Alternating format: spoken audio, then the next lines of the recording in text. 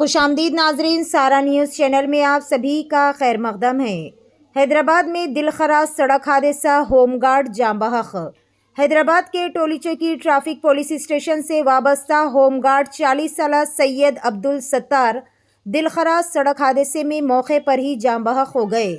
ये हादसा pillar number 192 PVNR flyover के नीचे उस वक्त पेश आया जब वो सुबह की ड्यूटी मुकम्मल किए जाने के बाद अपनी बाइक पर हसन नगर में वाक़ अपनी रिहाइश की तरफ जा रहे थे। इत्तलात के मुताबिक पीछे से आने वाली एक DCM गाड़ी ने इन्हें टक्कर मार दी, जिसके नतीजे में इन्हें सर में शदीद चोट लगी और वो बड़सरे मौके पर ही दम तोड़ गए।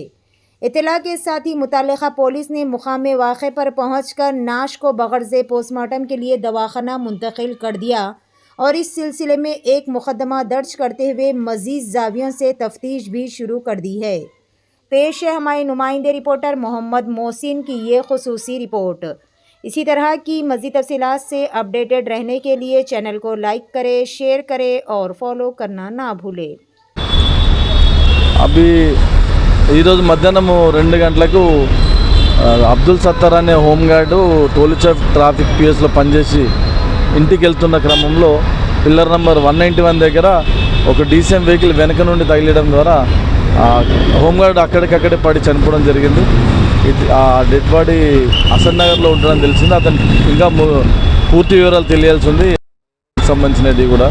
ప్రస్తుతానికైతే ఈ హోంగార్డు టోలీచౌక్ ట్రాఫిక్ కేసులో పనిచేస్తున్నాడని తెలిసింది.